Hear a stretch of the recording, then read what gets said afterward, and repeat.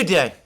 Today is Sunday, 31st August 2025, and probably the big news today is the start of the meeting of the Shanghai Cooperation Organization in the Chinese port city of Tien.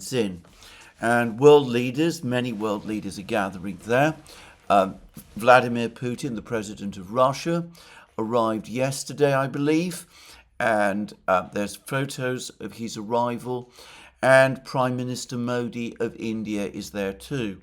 And Modi, at least, has already had a bilateral meeting with the host, who is President Xi Jinping of China, and the two have agreed that their countries are no longer adversaries, but are instead partners, and it looks as if the meeting went well, and that there is a friendly mood between the Indian and Chinese leaders. I understand that other leaders have been travelling to Tianjin too. President Erdogan of Turkey is there. President Pezeshkian of Iran is at least going there. All of the various Central Asian leaders are on their way. The Prime Minister of Vietnam is there too. Interestingly, the Prime Minister of Armenia, Nikol Pashinyan, is also going to Tianjin as well.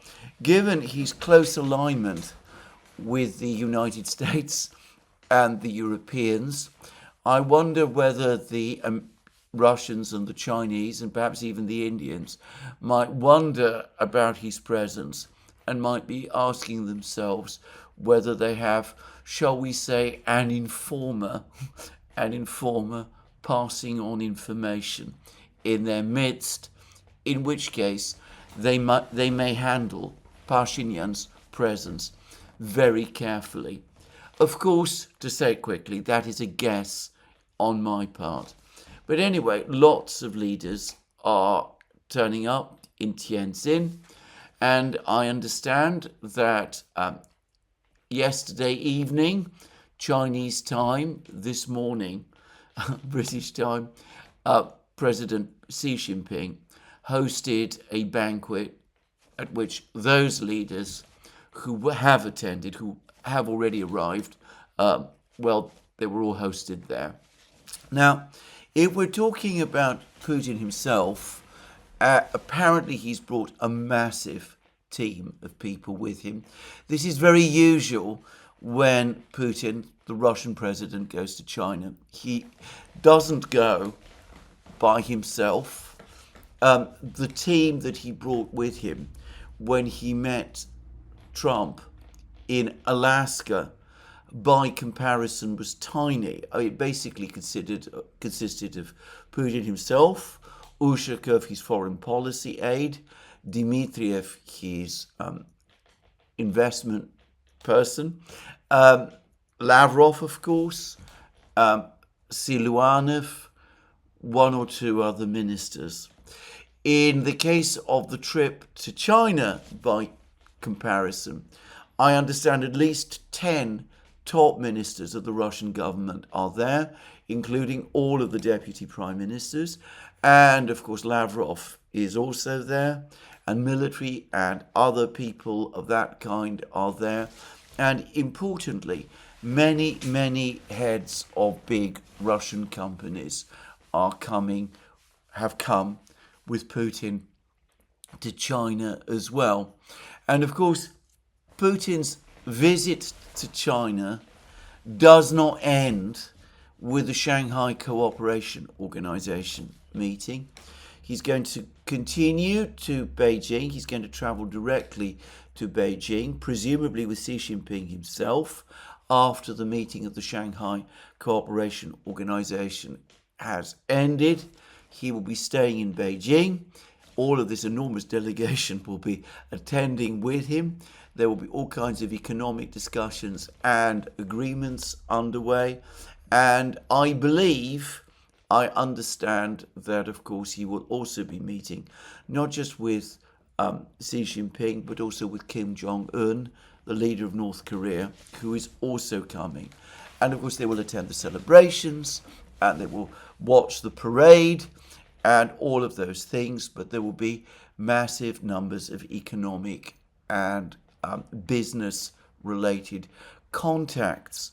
The degree of economic and business interaction between China and Russia is today intense and on an enormous scale, and of course completely dwarfs any interaction between Russia and the United States, certainly current actual economic interaction.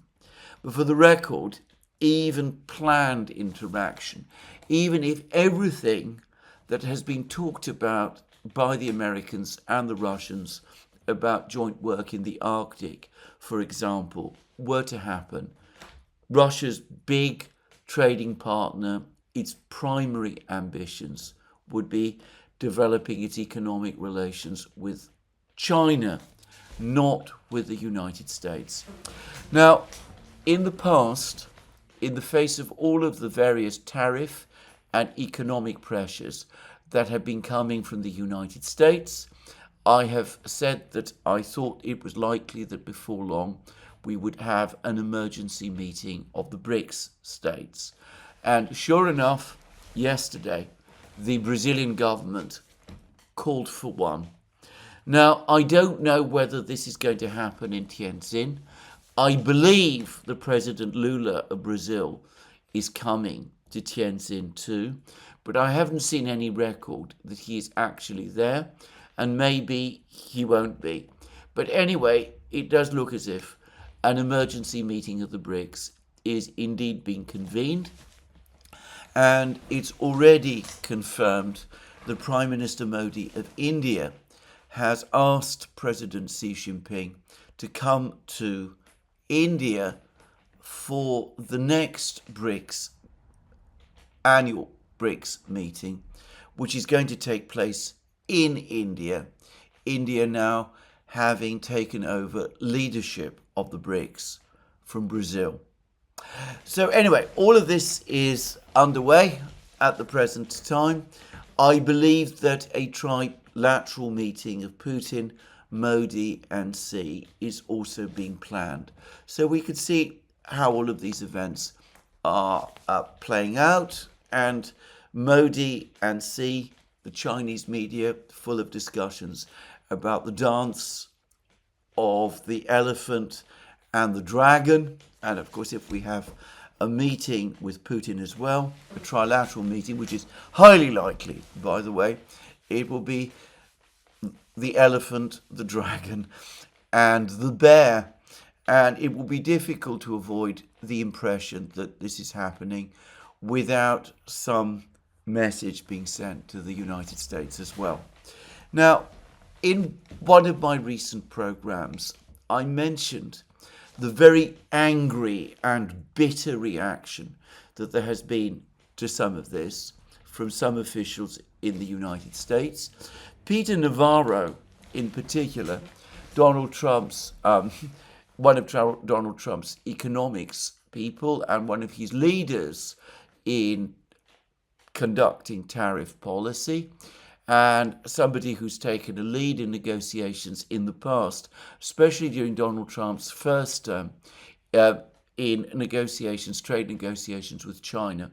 Anyway, Peter Navarro has made some furious comments about India financing Russia's war machine, about India supporting Russia.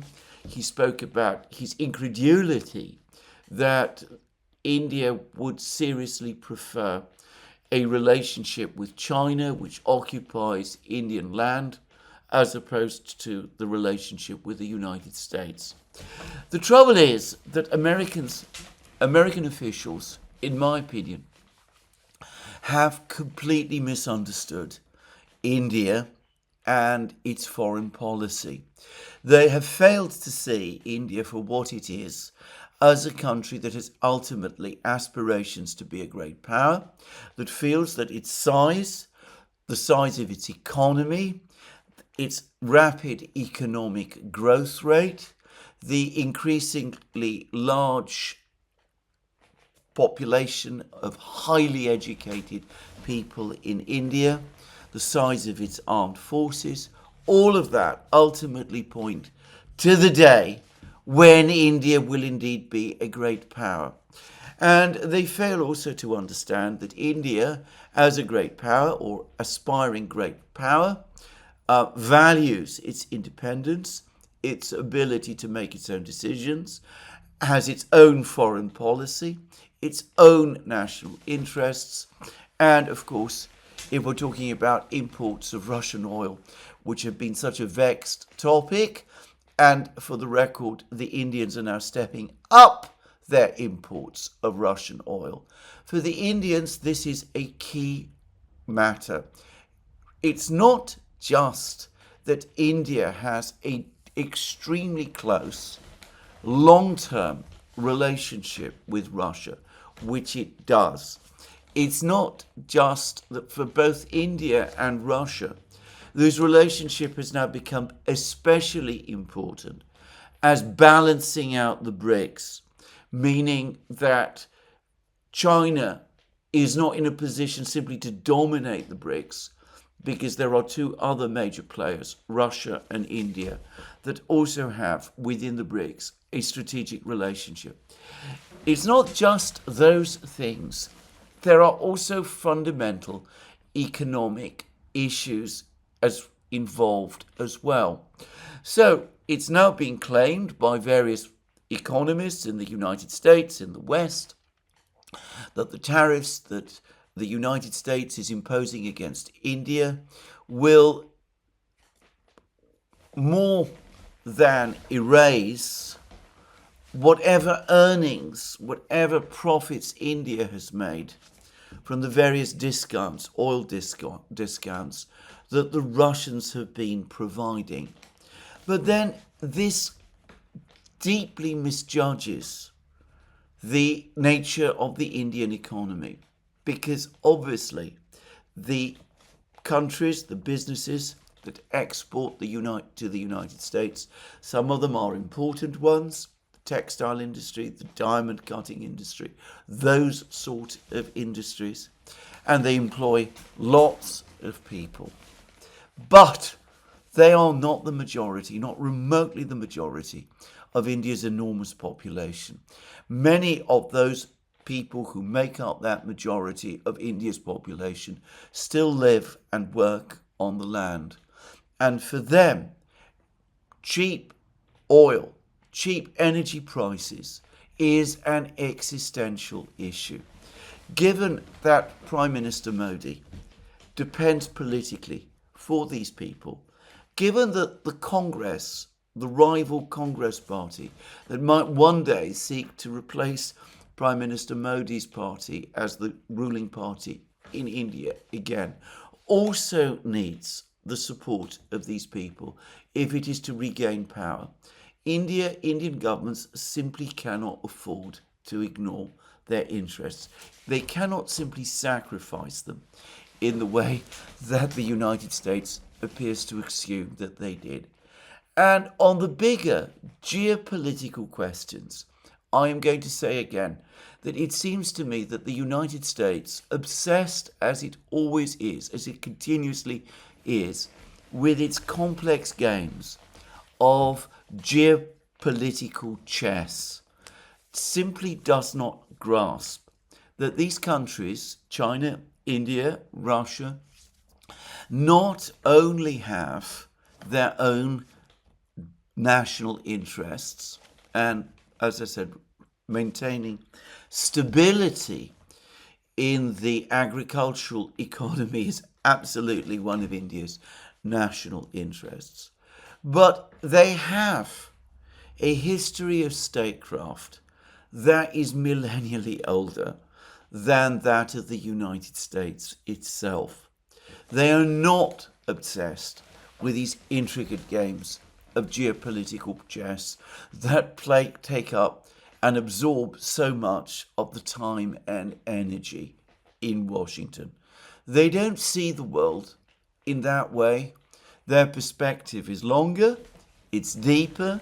China and India have interacted with each other for thousands, literally thousands of years. Russia and China have had diplomatic and trade relations with each other for longer than the United States itself has existed.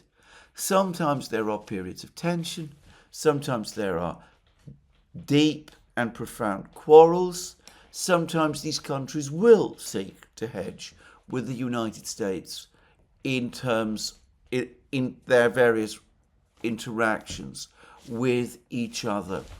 But long term, they're never going to shape their interactions, these long historic interactions that each of them have, in order to fulfill American geopolitical chess games. It's completely to understand how statecraft works, and it's something that American leaders always seem to struggle to understand,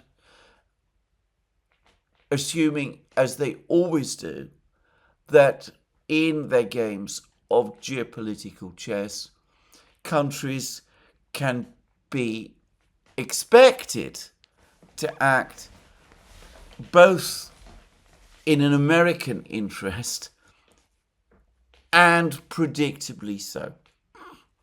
So anyway, that's what I'm going to say about the meeting of the Shanghai Cooperation Organization. No doubt there'll be an awful lot more to say about it in future programs. I'm sure we're going to talk about it on the Duran as well. But to be clear, Putin himself is going to be in China for around a week. He's going to have many interactions, and the strategic relationship between China and Russia is going to deepen still further. And the strategic relationship between India and China is, of course, a work in progress, but it will continue to develop as well. And I believe, by the way, I've just seen that there's been a group photograph with all of the leaders who are currently present in Tien. But I suspect that before long we're going to have a trilateral meeting of Putin, Modi and Xi Jinping. Anyway, let's now turn to the perennial topic of these programs, which is the conflict in Ukraine. And I'm going to start with the assassination in Lvov, which took place yesterday, just after my video was made, incidentally, of the long-standing political leader positioned very, very much on the ultra-national right, Andriy Parubiy. Now, in various programs that I have done over the last couple of months, I have discussed the development of a dirty war between Russia, Ukraine, and Russia and Ukraine's Western backers.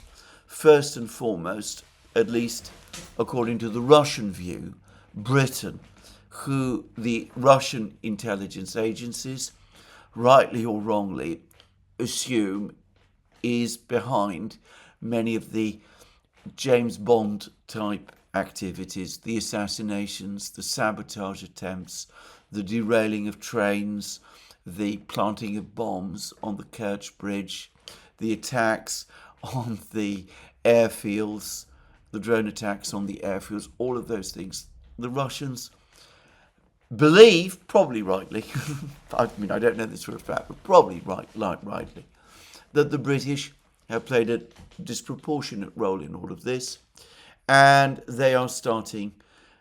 There's been some talk that the Russians are going to start responding, and that to the extent that there is already a dirty war on, the Russians have up to very, very recently held off from an aggressive reaction, but that there have been some telltale signals over the last couple of weeks that in this dirty war, the Russians are starting to take the gloves off. So, for example, some weeks ago in Kiev, a Ukrainian intelligence official, a very senior Ukrainian intelligence official, someone who served in the SBU, the Ukrainian Counterintelligence and Intelligence Agency, Lieutenant Colonel Voronich, who it turned out had been deeply implicated in many of these sabotage and assassination activities in Russia. Anyway, he was assassinated in Kiev, and the Ukrainian authorities claimed that they tracked down his killers, who turns out, by the way, were a couple from Azerbaijan, just to say. But they said that these two people who were killed were Russian agents.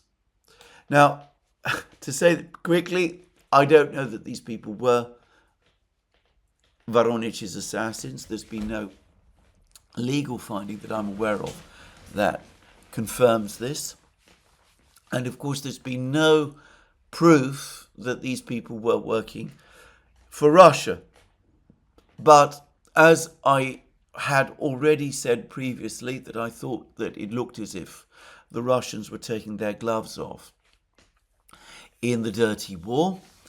And given Voronich's history and background and the kind of activities he was involved in, it did seem to me likely that the Russians were starting to take reprisals.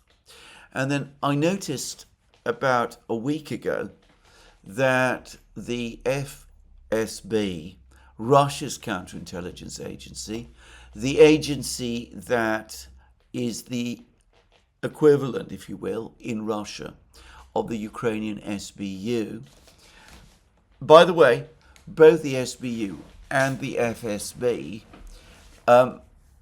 originated as divisions of another far more famous intelligence and security agency, the Soviet KGB.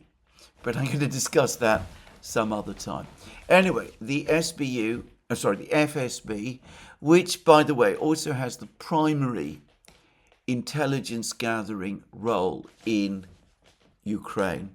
It's the agency in Russia, the intelligence agency and counterintelligence agency in Russia, that is tasked with infiltrating Ukraine, that plants agents there, that collects information there. Anyway, as well as fighting Ukrainian attempts to establish agents and networks in Russia itself.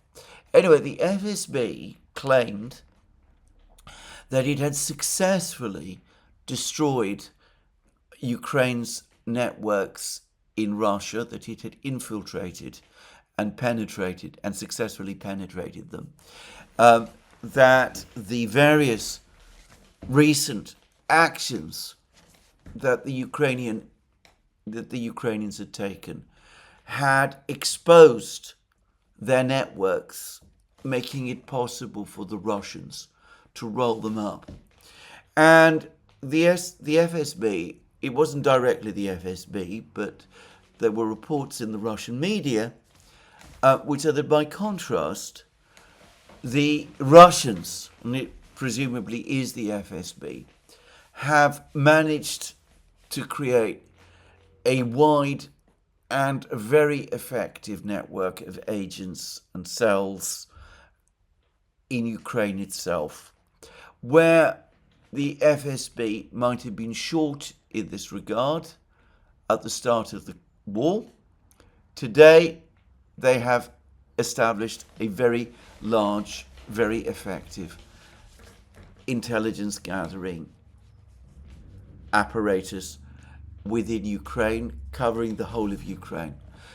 And, well, you could treat that as another signal that the FSB had now been tasked with taking a forceful action in response to the dirty war that the Russians feel has been imposed upon them. And it is very easy to look at some of the more recent events as consistent with this. In my program yesterday, I mentioned how the missile strikes, the Russian missile strikes in Kiev, close to the British Council building, and close to the representative office of the European Union looked like they were warnings to the Europeans and to the British. Warnings, perhaps, not to even think about deploying British and European troops to Ukraine. Warnings that if they did, Russia had both the means and the resolve to attack those troops. But you could also, equally well, and this is not inconsistent in any way with this point which I've just made and which I made in my video yesterday, you could also see the strikes close to the embassy, the British consulate building and the EU representative office, just as you could see the earlier attack on the British passport office as all part of the Russian response to the dirty war.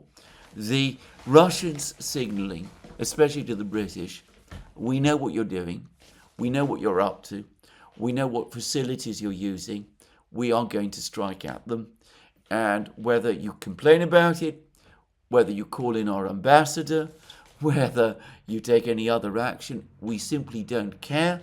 You have been doing all sorts of bad and nefarious things to us on our territory. Don't be surprised if we are going to do the same to yours. Now, that leads me up to the assassination of Andriy Parubiy in Lvov. Could it be that he has been assassinated by the Russians as part of this dirty war? Now, there are a lot of claims and allegations that this was the case, and they might be true. I don't know. At the moment, there is very little information about who assassinated Andriy Parubiy, except that the assassination was carried out in broad daylight. It appeared to have been extremely well organized. It was carried out by somebody who appeared to be a courier on a motorcycle. The person was carrying a motorcycle helmet. It is extremely difficult to identify him or perhaps her and work out who this person was and to track this person down. So, a very skillfully organized and carefully prepared assassination. Again, whoever carried it out would also have needed to know where Parubiy was at a particular point in time in order to carry out this attack on him. Now, trying to work this out needs, given the shortage of other clues, perhaps requires understanding a little bit about who Parubiy was. Now, he has been involved in ultra-nationalist politics in Ukraine since he was a teenager, before the Soviet Union itself fell. He has been stridently anti-communist.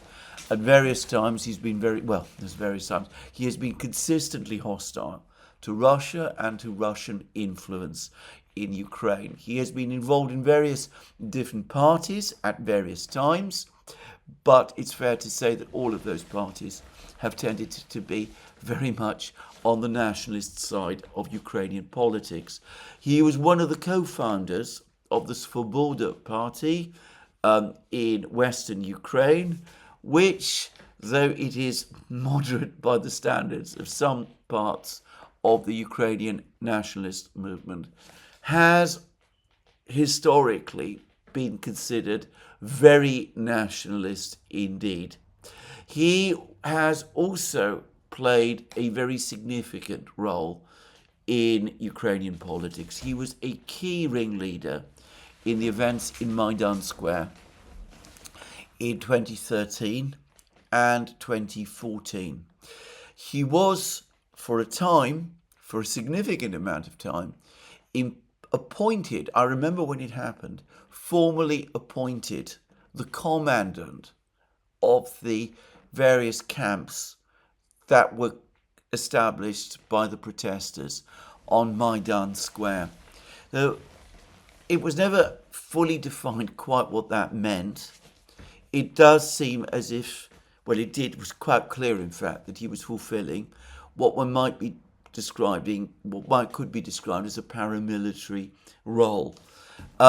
He does seem to have had general command over some of the fighters who were present in Maidan Square. And, well, as many of you undoubtedly know, the events in Maidan Square in February 2014 eventually spiraled into violence. Many people were killed. They were shot and killed. There's been endless controversy as to who was involved. The protesters, the leaders of the protesters, including Parubiy, blamed the riot police, who were at that time serving President Yanukovych of Ukraine, the president who the Maidan events overthrew. Western governments have endorsed that view, as, by the way, has the current Ukrainian government. But it's fair to say that the various investigations and criminal trials in Ukraine of members of the riot police have never, in my opinion, come to any really convincing or satisfactory conclusions about this. There is an alternative view, most ably researched and articulated by Professor Kachanovsky, Ivan Kachanovsky, who is, I believe, based in Canada nowadays, and who is, by the way, not only Ukrainian, but patriotically Ukrainian as well. He may be a critic of the current government, but he has always been patriotic about Ukraine itself. I know this. I've had encounters with him, both via social media, and on one occasion I interviewed him for a program which we published on the Duran. So Professor Kachanovsky takes a completely different view. He believes that many of the people who were killed by gunfire on Maidan Square were killed by people acting on behalf of the protesters. And I should say that I've always found Professor Kachanovsky's research rigorous and convincing. Now, I am not, however, here to judge the truth of this. There's been no real, proper, independent investigation about what took place on Maidan Square in February 2014, but suffice to say that Andriy Parubiy was the commandant. He was therefore in overall command of the people who were protecting, if you want to use that word, the protesters. Some of them undoubtedly were armed. I've seen pictures showing that they were indeed armed. And he, in the event that there ever was an investigation, would be a key witness, and he would also presumably be a person who might be held accountable for some of the things that took place on the square at that time. Many of you will have realized that I have been choosing my words again extremely carefully in discussing these events. So Andriy Parubiy played an important role, an absolutely key role in the protests in Maidan Square in 2013 and 2014, and he played an equally critical role in the actions that were taken when these protests expanded and led to the overthrow of the constitutionally elected, internationally recognized president of Ukraine, Viktor Yanukovych, who subsequently fled to Russia. So a very important person in terms of recent history and of the events that have just been taking place, the recent events which have been taking place in Ukraine. But Parubiy, his importance didn't stop there, because he became an MP in the Ukrainian parliament. He became, for a time, I seem to remember, Speaker of the Parliament. He also became Secretary of Ukraine's National Defense and Security Council, and I believe filled that role around the time of the 2014 and 2015 fighting. And he became a close and very radical political ally of the former president of Ukraine, Petro Poroshenko, who he is still aligned with. So, an interesting man with a very complex history.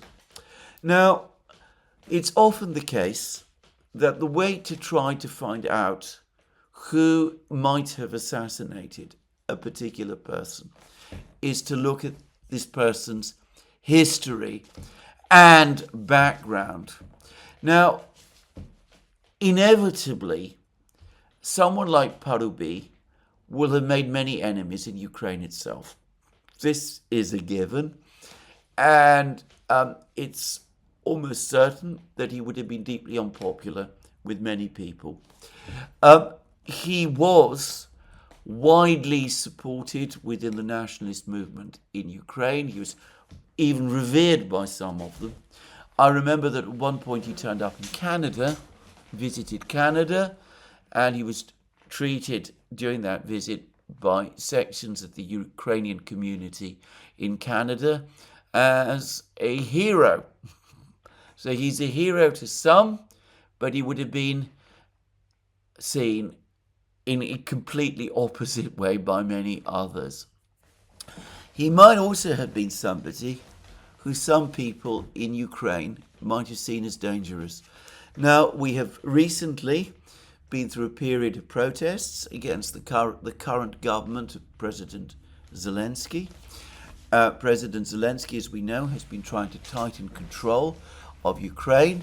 He closed down various or attempted to take control of various anti-corruption agencies in Ukraine. For the record, I believe that he does now actually control them.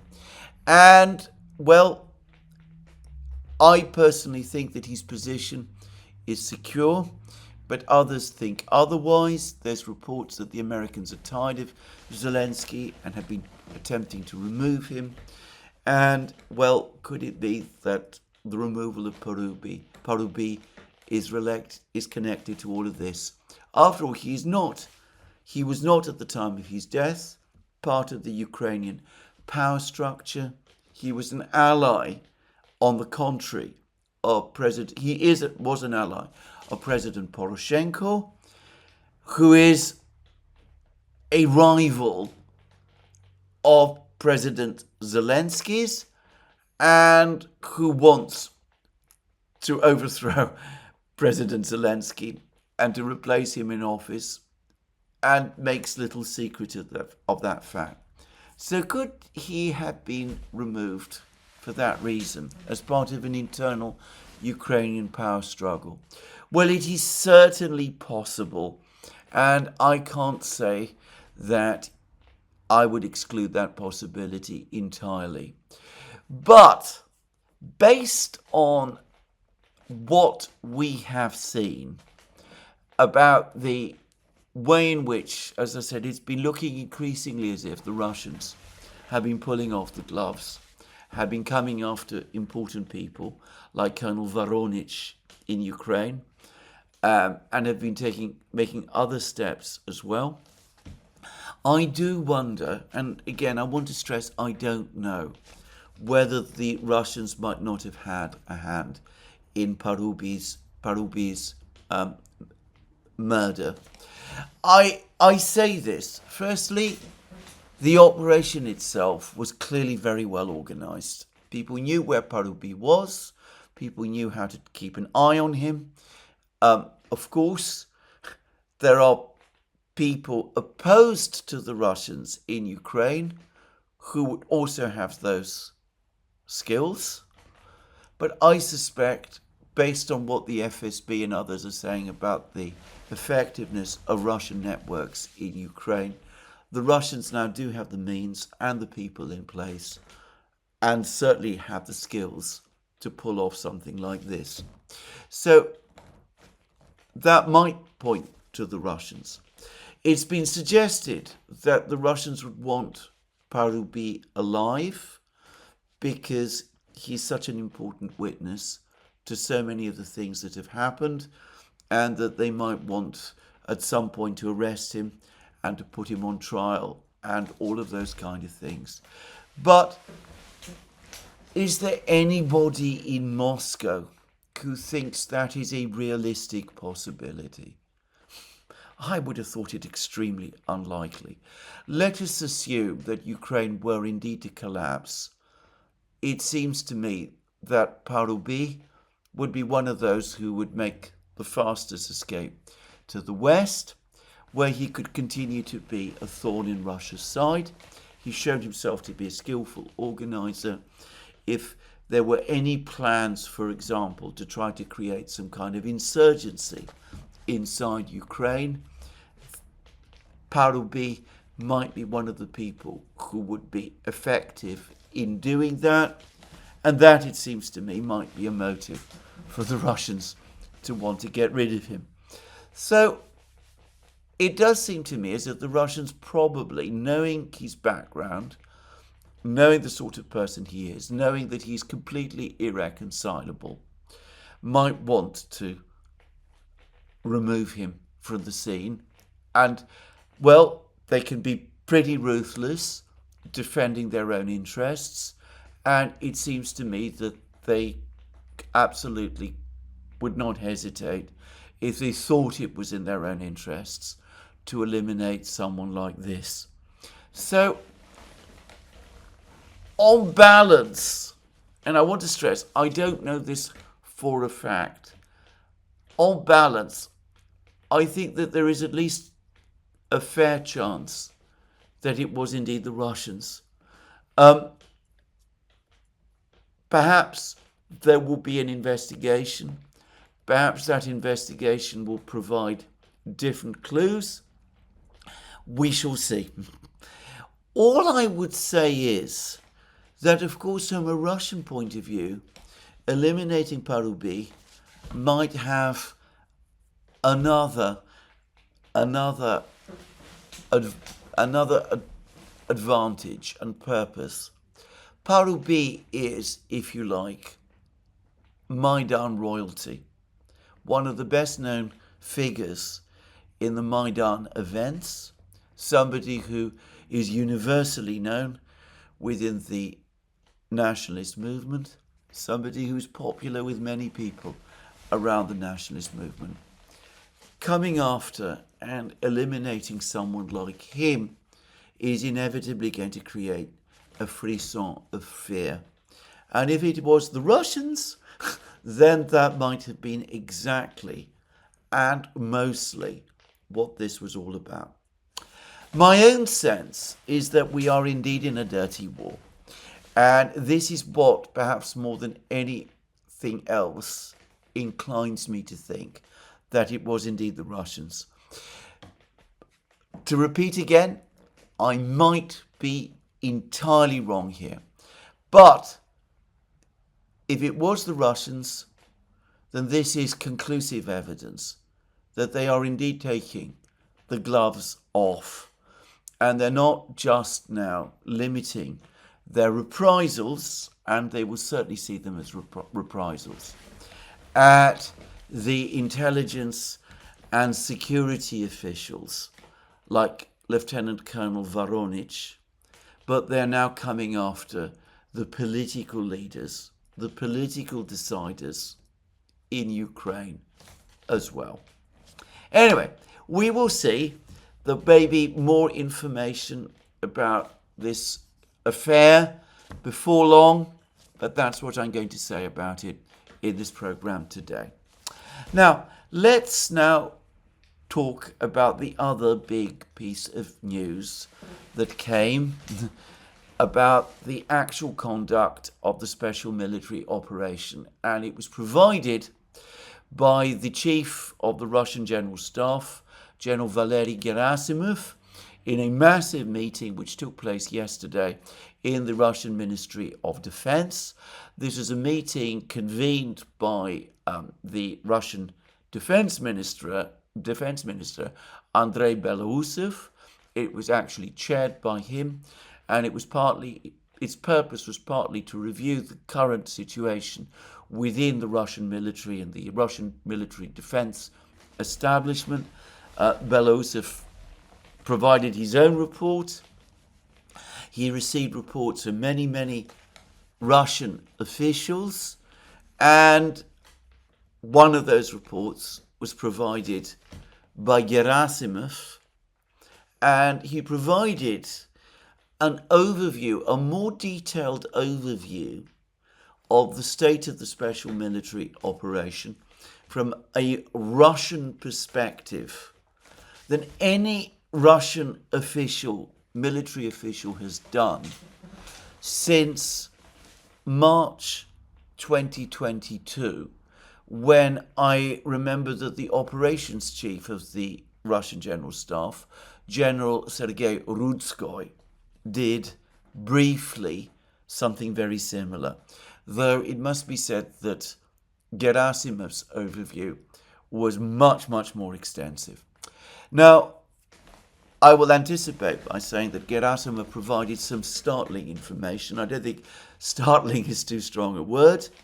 And the general picture that he provided was of Russian advances further and deeper than had been reported before, and of an even worse situation for Ukraine than has been reported up to now. But before I discuss Gerasimov's report, let me just say something about the previous report by Belousov, the defense minister, who, by the way, I noticed was wearing a military uniform, though he is not a military officer. And as far as I know, he hasn't even been given a military rank at the present time. But Belousov did say one very interesting thing, which I presume is true, and which perhaps it's worth taking into account. Belousov said that because of the extremely good organization of the first aid and rescue and medical services in the zone of the special military operation, 97% of Russian soldiers who are wounded are able to achieve a complete recovery and are able to rejoin their units and return to the battle. Now, he didn't provide any overall figures, but the percentage does 97% recovery, full recovery rate from wounds, does suggest, to me at least, that, again, many of these claims of enormous Russian casualties must be wrong. Obviously, I say that you have to believe that what Belousov is saying here is true, but then why exactly would he want to lie about something like this to a meeting of this kind? I mean, it's not as if this is something that was told to the Russian people or the world in general. It was said to a select group of military officers, and you need to go to the Russian Defense Ministry's website and Telegram channel to find out about it. So, given that one assumes that the people who are critically injured is a group within the 3% of Russian soldiers who get wounded, and the people who are actually killed, the soldiers who are actually killed, is another fraction within the 3%. Well, how is it possible in that case, to reconcile this number that Belousov is giving us, 97% complete recovery amongst people who are injured, how is it possible to reconcile that with some of the astronomical numbers for killed and wounded Russian soldiers that we are hearing? To me, it makes no statistical sense. I am not a statistician, but I find this claim of Belousov's essentially refutes this. Anyway, I mentioned that. Those of you with a better grasp of statistics than me can probably draw your own conclusions. I'll be interested to see what they are. But it was an interesting comment that Belousov said, and I think it deserves more attention than it's received. Let's now turn to what Gerasimov said, and he's provided his account in the usual clipped way that Russian general staff officers do. And it was factual, and it was hardly bombastic, and it was rather dry. Now, the first thing to say is that can we rely on what Gerasimov is telling us?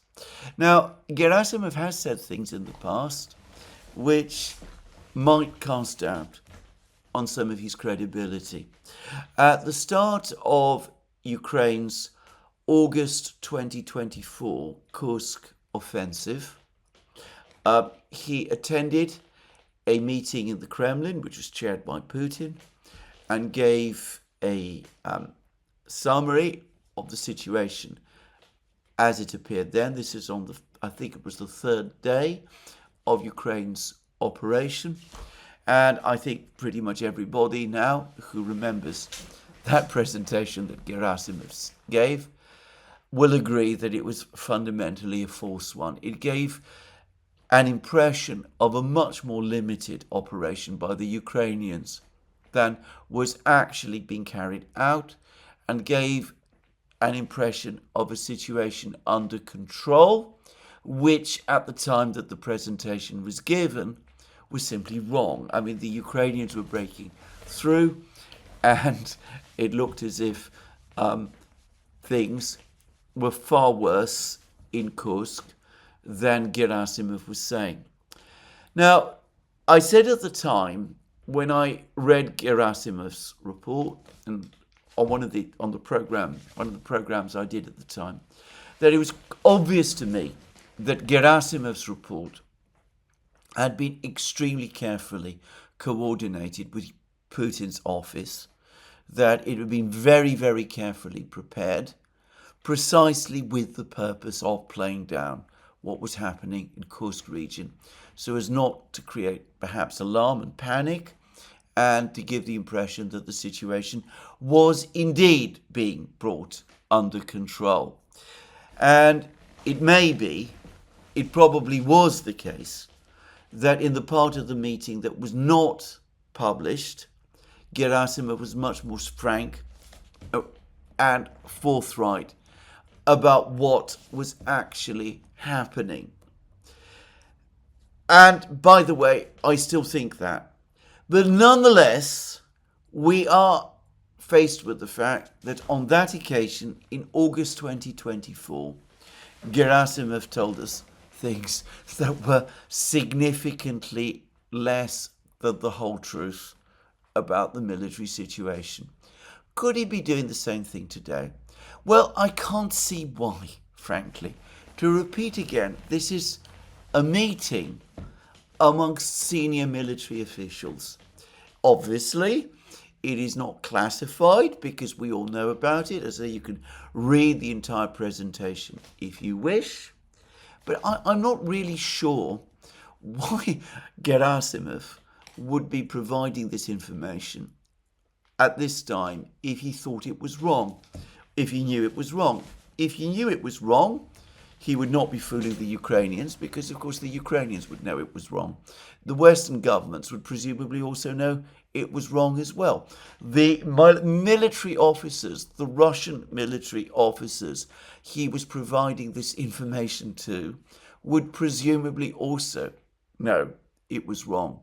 So why do that? The logic isn't clear to me. And overall, I have to say, I think that Gerasimov probably was speaking in good faith. He did provide us with what he sees, what he thought was an accurate overview of the military situation in the area of the special military operation. Now, it could be that Gerasimov was mistaken on some things. There have been instances over the course of this conflict where it does seem as if Russian military officers on the ground have provided the military leadership in Moscow with false information about the situation.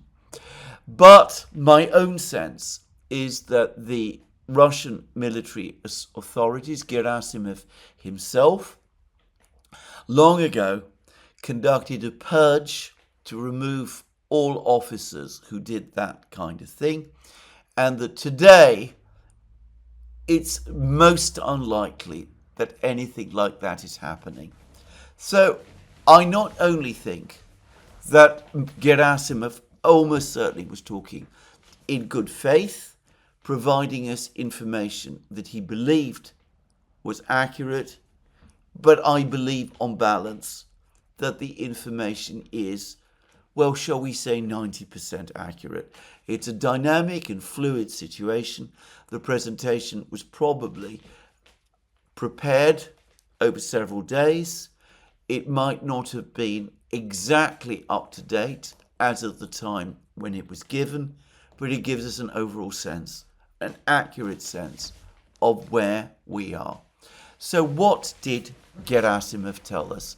Well, I'm going to say straight away that another reason why I tend to go with the accuracy of what Gerasimov is saying is that if you have been following dribbles of information that have been published in official Russian sources, namely the TASS news agency, and if you have been going to Russian media outlets like Redovka, who have their reporters on the ground, some of the things that surprised people would not have surprised you. So, for example, let's start with the situation in the north part of the battle lines. And I should say quickly that his main focus, Gerasimov's main focus overall, was on the Donbass situation, Pokrovsk, Slavyansk, Kramatorsk, and Konstantinovka. But he also talked a lot about Kupiansk and Siversk as well. So that the key central area of the battlefield, that was where the big revelations were. So what did Gerasimov tell us? Well, let's start with Kupiansk, as I said, in the north, and then start to work our way down. He said that the Ukrainian forces in Kupiansk are in effect blockaded. There have been many reports from the Ukrainian side which tell us essentially the same thing. Yesterday, I saw another report that the Ukrainian defenders of Kupiansk have again requested permission from the military and political leadership in Kiev to withdraw from Kupiansk. A request which Zelensky and Syrskyi again refused. They are basically trapped. There are means still where some of them could escape, but the Russians control all of the main roads, and they physically occupy and have cut many of the main roads, and they have drone control, as is now said, over the smaller roads, which might be used, presumably in night time, for any escape by the Ukrainians. Now, it's fair to say that many of the mapping plot projects and bloggers have been telling us the same thing, but Gerasimov said something else. He confirmed reports about street fighting within Kupiansk itself, which I reported on this channel in the past and which have been discussed on several occasions by the Russian TASS news agency. And Gerasimov further said that around half of Kupiansk is now under Russian control. Now, for the moment, I don't know of any mapping project that has accepted this or was aware of this before Gerasimov said it. But it's consistent with the information I've been seeing in TASS.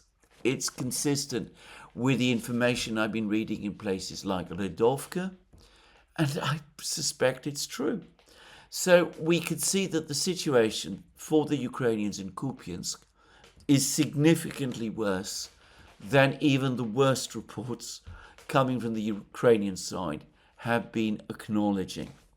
Now, Gerasimov said less about the situation in Siversk, though he did, he also provided a map, and there are some discrepancies between his map and some of the other maps that have been provided, which I'm not going to discuss in any great detail. But suffice to say that, as far as I could see, he basically confirmed much of the information we've been getting from the various maps that have been published.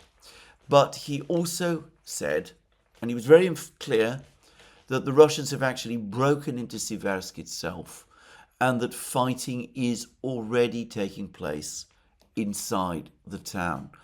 And this is consistent with a piece of information that our old friend Andriy gave, which I mentioned yesterday, that the Russians had reached Siversk. They were within 500 meters of the town, having advanced on Siversk from the northeast.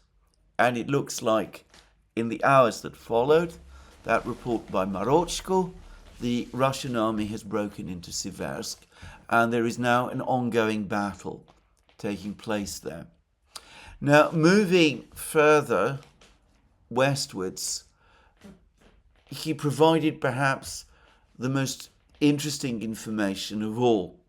Now, here he was talking about the situation in the Slavyansk-Kramatorsk conurbation, North and Konstantinovka conurbation.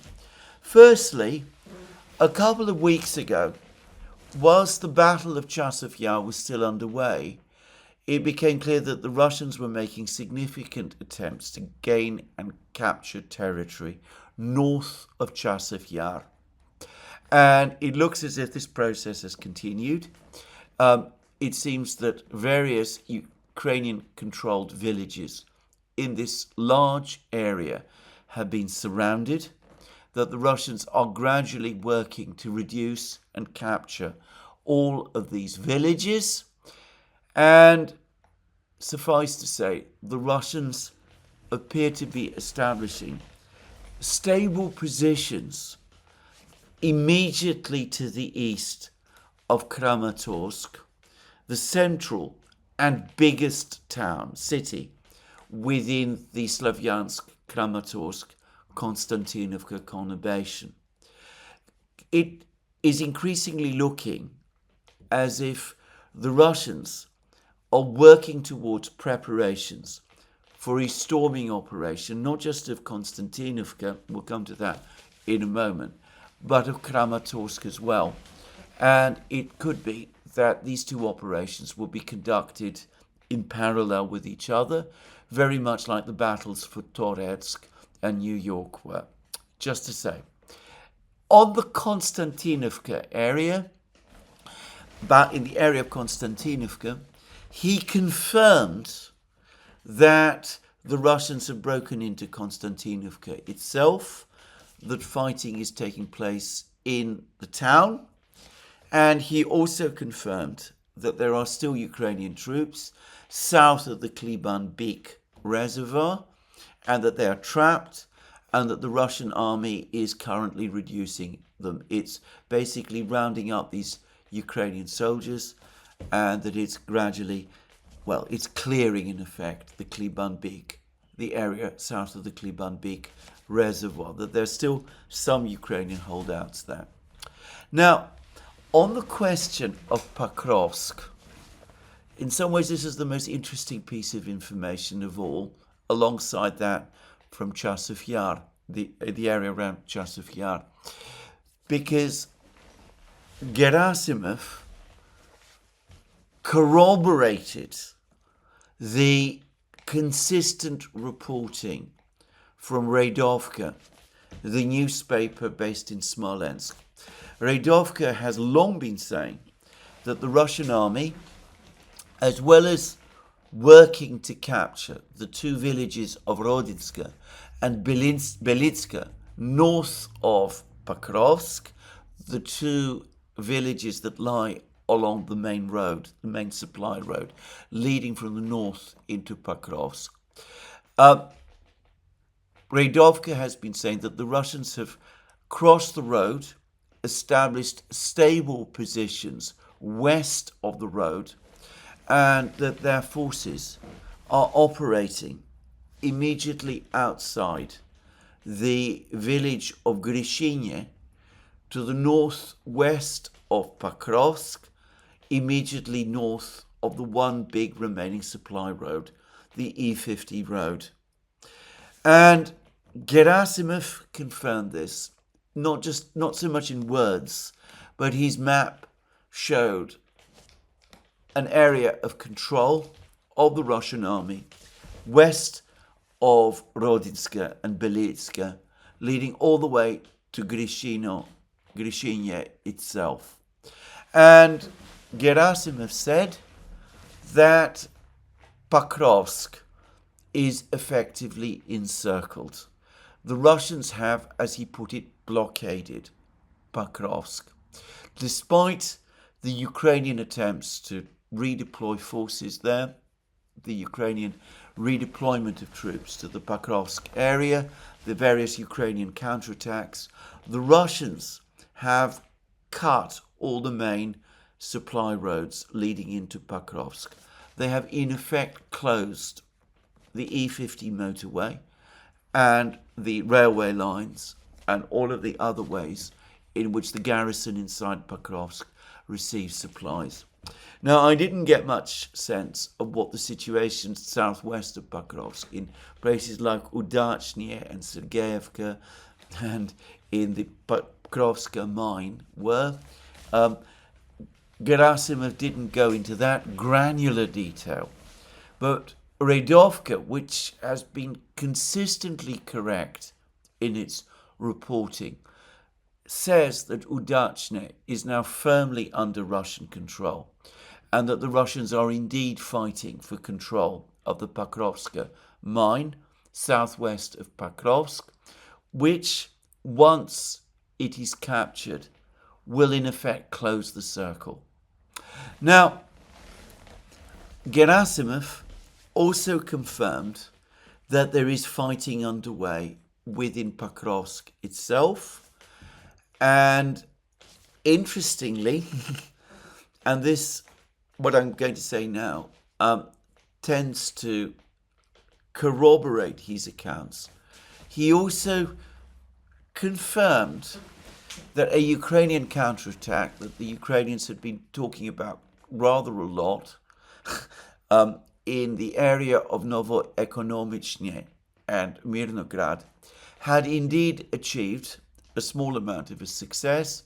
It had actually reoccupied some of the buildings in the south of Novoekonomichny and had managed to push westwards towards some other village. So this is one instance when the Russian General Staff, the chief of the Russian General Staff, actually did confirm claims of one particular Ukrainian counterattack. Now, Russian reports, both before and since, have said that this counterattack was mostly unsuccessful, that it's left many Ukrainian troops effectively surrounded, that the Russians are in the process of recapturing all of this lost ground, that the Ukrainians have exhausted themselves in the area by conducting this counterattack. All of that is true. All of that may be true. I don't know, but quite possibly it is true. But the key thing is, the key point I'm making here is about the credibility of the information that Gerasimov is giving us. And here Gerasimov is confirming information that the Ukrainians themselves have provided about one of their counterattacks.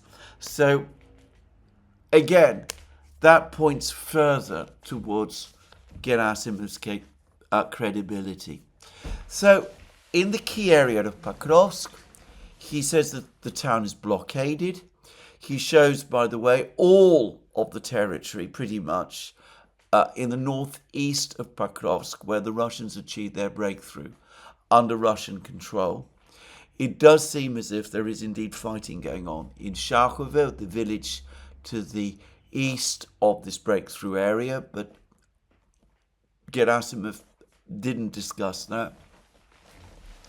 But the key thing is he appeared to confirm that as a result of the breakthrough, the Russians have, in effect, blocked the Ukrainians inside Pokrovsk. Now, today, as it happens, Ivan Kimakovsky, one of the aides of Denis Pushilin, who is the head of the Russian-backed regional government in Donetsk region.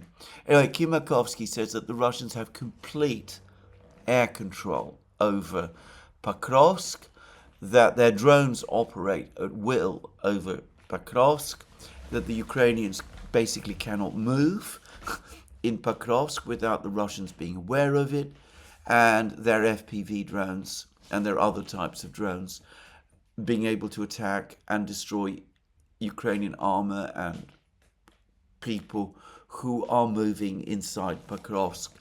And perhaps in order to illustrate that point, a video was published today by the Russians which showed a vehicle, a Ukrainian vehicle, moving in the northern area of Pokrovsk, just north of the railway line that bisects, that transits through Pokrovsk.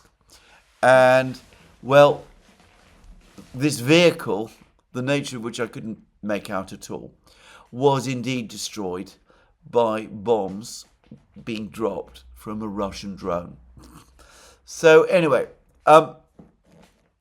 it does seem as if there is, for the Ukrainians, an operational crisis in Pokrovsk. And as I said, again, if you've been reading Radovka and TASS, this is unsurprising, but we now have confirmation of this, apparent confirmation of this from Gerasimov himself.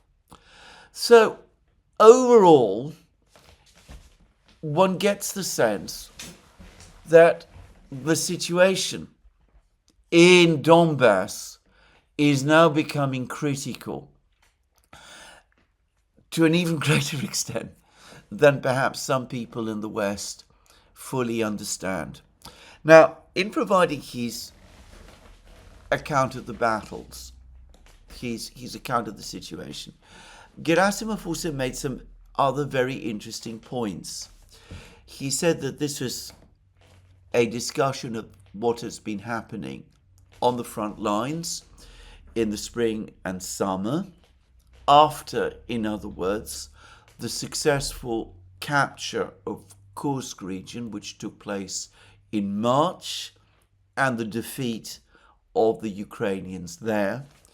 But he said that the Russians now are working on the next stage of their ongoing offensive. There's been much discussion and rumor and debate about the Russian offensive having some end point this summer. Gerasimov clearly doesn't think so, because he's talking about a developing offensive and of an offensive continuing.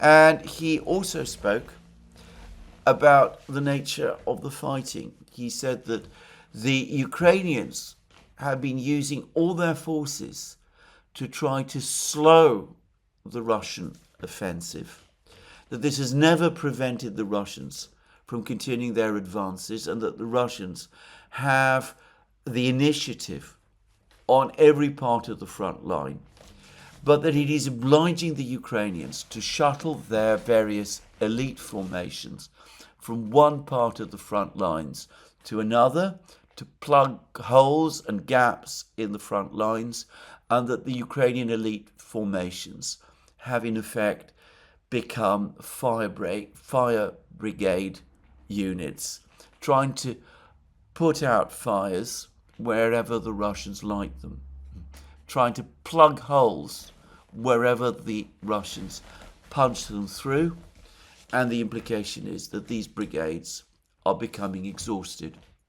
So that was an interesting comment too, and one could see again how, from a Russian perspective, not only are the Russians coming closer, much closer, I think, than many had appreciated, to breaking the main Ukrainian defense line, the four towns, Slavyansk, Kramatorsk, Konstantinovka and Pokrovsk, but that they continue the policy of aggressive attrition that I've discussed in many programs.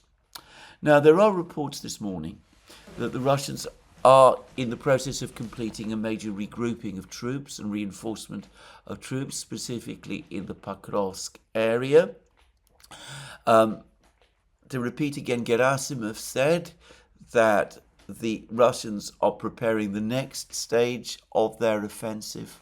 If these reports are correct, then perhaps the Russians are now close to deciding that the moment has come to bring the fighting in Pokrovsk to an end, to capture Pokrovsk, and in effect to break the Ukrainian defense lines. Because if Pokrovsk falls, as I've discussed many times, the other Ukrainian defenses in the other three towns, Slavyansk, Kramatorsk and Konstantinovka, risk being outflanked.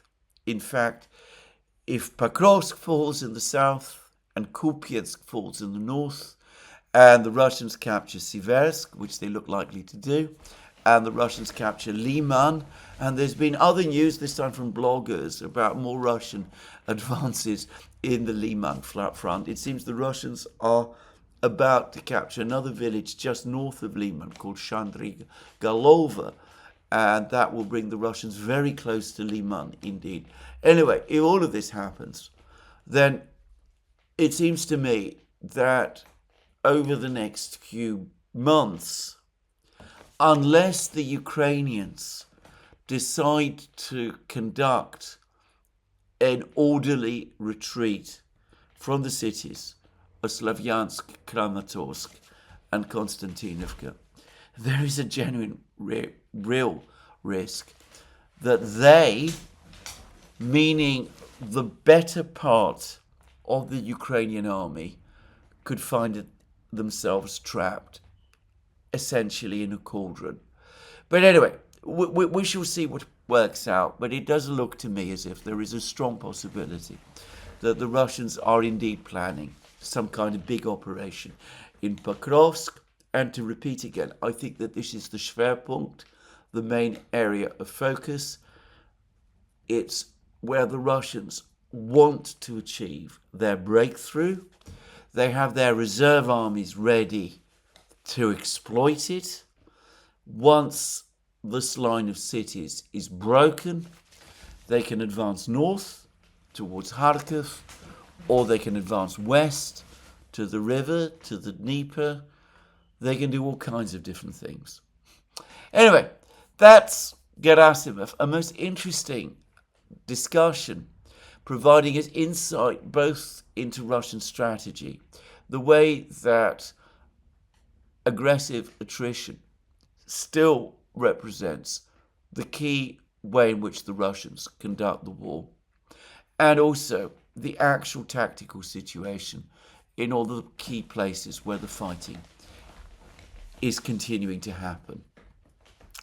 Now, you might assume from all of this that the Ukrainians and their Western allies are keen on trying to bring this all to an end before the collapse in Ukraine comes. But if we're talking about the Ukrainian government, and if we're talking about their European allies, that doesn't seem to be the case at all. Axios, the US news magazine, has now published a most interesting article in which it says that President Trump and some of his officials are gradually coming round to the conclusion that the Europeans don't really want to see the war ended. They would rather see the war continue, and that they're continuing to feed the Ukrainians with unrealistic hopes for aid and support, and in order to keep the Ukrainians fighting, and in order to ensure that the war goes on. I have to say, I found that article in Axios one of the most jaw-dropping articles I've ever read at any point over the period of this conflict. If it's only now dawned on Donald Trump and some of his officials that it is in fact the Europeans and the Ukrainians, not the Russians, who have been stringing him along and who are trying to prolong the war, and who have been rejecting all realistic steps towards agreeing a resolution of the conflict, well, then all I can say is that Trump and his people are complete innocents. And it is remarkable how naive they have been. Now, I have to say this. I don't get the impression that Donald Trump or J.D. Vance or Steve Witkoff or any of the others are genuinely naive people. And I think that deep down they've all probably known about this for some time. I suspect they've been talking about this with each other for some time. Also, I suspect that Trump himself is constantly trying to find ways round this enormous obstacle that the Europeans represent, and he understands that the Europeans are a problem not because they are powerful in themselves, but because they are allied to the neocons in Washington, including some of the neocons who populate his own administration.